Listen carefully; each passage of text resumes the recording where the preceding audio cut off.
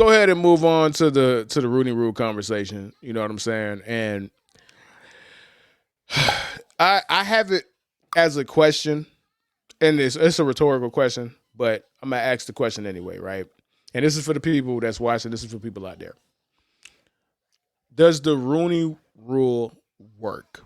And Rod, I don't think you know the answer. I looked it up, but I doubt that you know the answer. But I want to use you as a muse, right?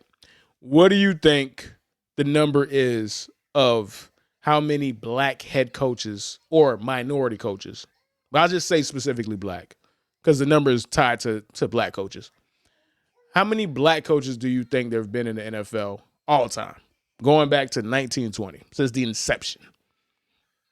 Ooh, man.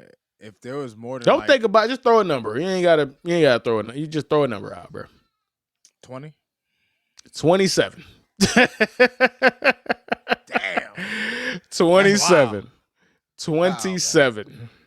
27. There's been 27 black head coaches in the NFL. And that's including Tony Flores. That's including Art Shell, guys that you might not even remember. You know what I'm saying? That's including Fritz Pollard, who was the first black head coach of all time. Like, it's been 27. And a lot of people on both sides, right?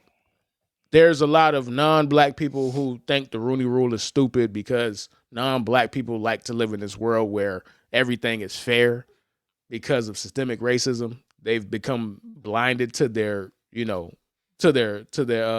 what's the word I'm looking for? Privilege. Thank you. Perfect. They've been blinded to their own privilege, right? So you have that side of the coin who thinks that it should not exist because it's about fairness. The best person gets the job. Psych, that's not how it fucking works. Then you got minorities who don't like the Rooney Rule because from their point of view, it makes it seem like it embarrasses people because you're just wasting your time. You're just going to an interview that you know you're not going to get just because you're just a box that needs to be checked off, right? And both sides missed the point, and both sides missed the point for different reasons. But the point of the Rooney Rule ultimately is this. It's to get people in the door. That's it. That's it. The problem is not the Rooney Rule. The problem is the people doing the hiring. Because at the end of the day, I can't make you hire somebody you don't want to hire. 100%. There's money involved. Of course not. It's just the reality of the situation, dog. Like, you could tell me I gotta interview 10 dudes. If I want a specific person, I'm gonna hire the specific person. Right. Now, why are you continuing to hire a specific person of a specific race? That's where the in-depth conversation lies. Because why are you doing it? We're at a point where it is mathematically impossible for there to be more white coaches in a predominantly black league than black coaches or minority coaches. There's coaching programs that former players enter to become leadership roles or whatever all the time. The fact that majority of football teams don't have nothing but black people in the coaching staffs, that's a problem in itself. It's just like there's too many black players who want to be coaches who enter coaches that are not getting quarterbacks coach. They're not getting cornerbacks coach. And if they are, they're that permanently. They're not rising up the ranks. They're not getting promoted to defensive or offensive coordinator. Like, it just doesn't make sense for there's to be so many white coaches, right? And that's ultimately where the problem is. The reality of the situation is people are not getting these jobs out of meritocracy. Meritocracy doesn't exist in any asset of the world, bro. That's not how it works. People are hiring people that they cool with, man. A white coach is going to more likely be cool with a white guy, bro. So that's going to be my offensive coordinator. That's going to be my fucking defensive coordinator, bro. It's a who you know kind of world, bro. It's a who you know kind of world. Herbie, take a look at, to your point, take a look at Bruce Arians. He made it a point to hire black coaches himself. Just because, he can see kind of the bigger picture, right? He doesn't have a veil over his eyes where, this racism doesn't exist. It's impossible. That was 100 years ago. Like, no, bro. Like this shit. At the end of the day, Herbie, the saddest thing about it is that when I think about the Rooney Rule, when you talked about the minority of people, like I've always been one of those people who was just like, what's the point of this fucking rule? This is just this is the quota rule. We at least if we interview one black guy, it's okay. Like, like that's how I always looked at it, bro. And to your point, the entire point of it is to just give somebody an opportunity to get into the door. And sometimes a guy might impress. Some guys get opportunities. I think now, given the state of the league, Herbie, given where we are, we should start seeing more of an upswing in black coaches, right? Raheem Morris got a second shot. I know Lovie Smith, I believe, had got a second shot, or kind of. Um, still waiting on Jim Caldwell, who got fired, and Dan Campbell took over and he's done good now. But look at all the crap that happened. Yeah, in between. but Dan Campbell, and shout out to him, he's one of those people that is making it a point. He hired, he made, like if you look at the staff, outside of Ben Johnson, that staff is black. Their defensive coordinator is black. Their GM is black, right? And again, I'm not trying to make this a black-white thing. It's just we can't run from these conversations either. Like, let's be adults. We can have serious conversations around race where it's not about racism. Like, you know what I'm saying? Like, we have to look at we have to be honest. Like, if you don't think that race and comfortability and being able to see yourself in the people that you're hiring plays a part in why you're hiring people in a predominantly black league, then I bro, unsubscribe from the channel, bro. Do you, bro? Hey, bro, we're not the channel for you, and I'm not talking to you. I'm not trying to speak to you, quite frankly. But the reality of the situation is, when it comes to black coaches, and we talked about this 2 weeks ago with Gerard Mayo, why so many black coaches get one season. Steve Wilkes, one season. Van Joseph, one season. Gerard Mayo, one season.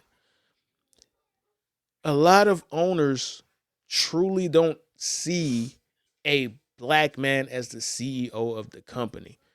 One of the few teams that was cool with truly, honestly seeing a black man as the CEO of their company, which is their football team, was the Pittsburgh Steelers.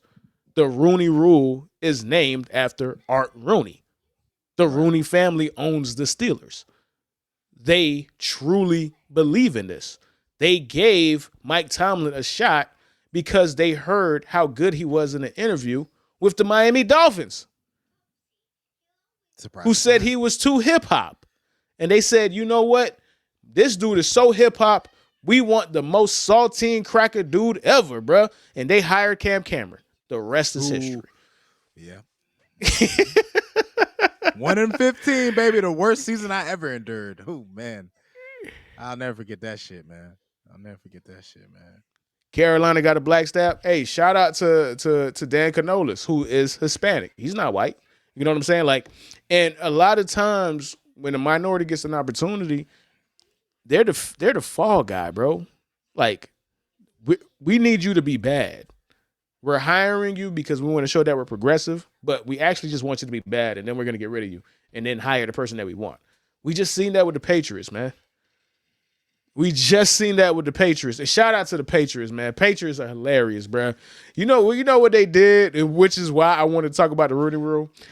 You know what they did for how they, because now you have to hire, you have to interview two minorities. Because in 2003, the rule was created in 2003. And I'll just run up some stats just to get them out of the way. The reason why the rule was created, because up until that point, only 2% of the league had black head coaches and black coaching and staffs, period. That not just head coach. We're just talking about coaching, period. 2%. That means coordinators, position coaches is 2%. The rule came out in 2003. It went from 2% to 22%. But now it's fallen down back to 6 or 9%. So it went all the way up and it came back down. Why? Whatever. We'll leave that for another day. But because the league saw it going down, they changed the rule in 2020 where it went from you have to interview one minority coach to two minority coaches. And if you are able to promote a minority to a head coach or a GM, you get a third-round pick. They giving third-round picks to teams just to get niggas in jobs. It's that bad. God, that's crazy, man. That's wild. That's wild. Oh, I'm That's frozen. wild. Can you hear me? Oh, I can hear you. I can hear you. I You just can't. look. Your face is just. There we go. There we go. But Hey, yeah, back bruh. again. Oh yeah, somebody was calling me. That's what happened. I forgot to put myself on Do Not Disturb. They gotta give draft picks to niggas. They say if you take a nigga, you'll get a third round pick. Incentives.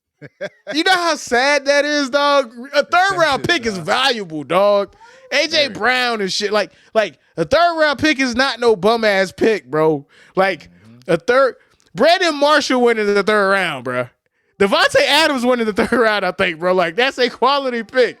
They're giving quality picks just to give niggas jobs, man. So, and I say that to say this, to bring it back to the Patriots. The Patriots met their quota, and they put it in a tweet, and they put it in a what's it called, and said, man, shout out to us. We interviewed Brian Leftwich and Pep Hamilton, man. Buy one, get one free, man. 2 niggas for the price of one, man. Put it in the goddamn. That's so Boston. That's so Boston. Hey, look at me. They both go them niggas, bro. That's so Boston. Buy one nigga, get a nigga free. Like, man, get the fuck out of here, man. You know how wild and crazy that was to put that in a press release. We just interviewed Byron Leftwich and Pep Hamilton. You feel me? Like all that patting themselves on the back, man. Why even say that? Man. Why even put them niggas in that buy one get one free moment, man? That was crazy, bro. man. That was crazy. But the reality of the situation is, people blame the rule, but the rule works. Does D'Amico Ryan get a job if the Rooney Rule doesn't work? No, because it's not necessarily about the interview. It's about, we have somebody opportunity. Yeah, we had somebody in mind, but you were awesome. That person who's an assistant GM or a leader of the scout team who 2 or 3 years down the line gets promoted to GM and he needs to go ahead and do his own search, he's going to remember somebody that he did an interview with that blew him out the door. Like, we're not, like, my owner wants to hire this guy, but man, if my owner wasn't dead set on this person, I might have given you a chance. Now it's my turn. I'm going to come back for you. Right. Like, is it going to guarantee minorities get head coaching jobs? No. But we just had a record this year. 9 minorities got a job. Dave Canales, D'Amico Ryans, Gerard Mayo, Mike Tomlin, Raheem Morris. Who am I missing? It's a couple of people. I can't think of them all the top. But this was the nasty one. They try to throw Mike McDaniel in there, bro. Talking about multicultural, biracial, man. They try to slide him in there, bro. That shit was nasty. That's nasty. That man does not pass the brown paper bag test, bro. Stop it. All right? Like, stop it.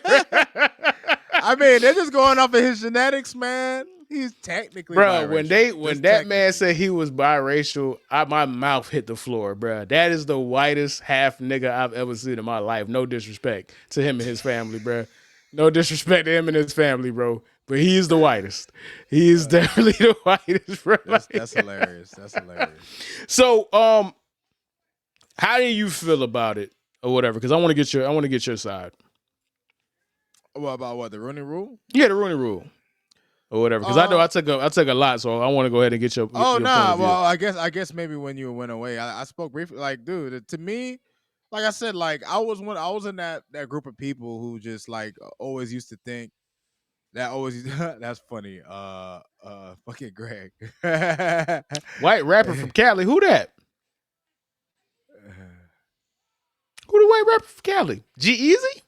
You talking about G-Eazy, dog? All right, we'll get caught up, bro. What were you saying, Rod? Nah, when it comes to the Rooney Rule, Herbie, like you said, like the good thing about it is that it gives guys a chance to get their foot in the door. Like when I was growing up, when I heard about the Rooney Rule, like I'm one of those people who, like, when it comes to race, like ideally, Herbie, race is not something that I really care to talk about because I've always been a person who's a lover of people. But as I've gotten older, I understand the importance, especially of men like us, especially as black men. You got to talk about this shit because it's a real thing. Like me personally, I wish we wouldn't have to fucking talk about this shit, but it's a responsibility at this point. And the thing that I love about the Rooney Rule now that I'm older is the fact that guys just get the opportunity. There's always, 99% of the time, these owners, the staffs, these organizations, they kind of have an idea of what direction they're gonna go. But you look at a guy like Brian Flores, Herbie, who he was supposed to be a fall guy and he impressed. And Ross decided to give him another chance. And it's because of, and granted, he flamed out terribly. But at the end of the day, Herbie, it ends up working out for what it needs to. What we need is just more open-minded owners. Maybe we just need more black owners, bro. Maybe we just need more people like us who can own teams. I don't know how that happens. I don't know who kicks in that door, but at the end of the day, Herbie, I used to think that it was like kind of just like, oh, this meet the quota. You know what I'm saying? This is just the nigga quota rule. But now I see it now. I see the bigger picture now that I'm older, and I can at least appreciate the sentiment, at least. Nah, facts. And again, like I said, I used to be on the side of thinking it's dumb, but the more I look at it, the more I think about it, and shout out to Bomani Jones because he's talked about it and he changed my perspective. And then when I thought about it, it brought me to that point too. Like, it is not about getting a job; it's about putting yourself in spaces that you never would have had to begin with. Like, Right. the rule is not the problem. The fact that the rule had to be created in the first place is the problem. And that is a problem with a lot of other people involved that got nothing to do with the rule itself, man. And I'll just leave on that note. All right. And before we get up out of here, man. Matter of fact, hold on. Let me get a couple of others. I'm gonna come back to that one, dog. Not G Easy. The half nigga. He's talking about Logic. Oh, he's talking about Logic. I forgot about Logic, bro. The half nigga Logic. Side note, I often forget that Pat Mahomes is a black QB. All right, man. This puts me in an impossible position because I try not to take anybody's blackness from them, right? But black is not just skin color. A lot of it is culture. And I would find it hilarious to put Pat Mahomes in a very black space. Now, granted, he played football his whole life, so he's comfortable with niggas. Like, let's not get it twisted. There's no he's coming. He's coming to the hood and he's vibing. So that's out the rip. But, dog, he knows how to work his way around a bar. I'll just leave it like that, bruh.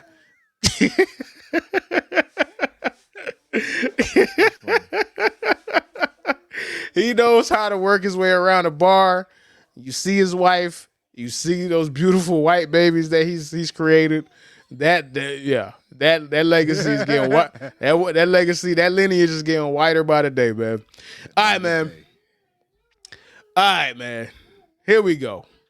Last topic of the day. Before we get out of here, man, we running long, but it's cool. We here for the people. Everybody make sure to drop some likes, hearts, stars. I don't even know what the fuck the shit is on Facebook, but do that. Run this shit up for the algorithm, man.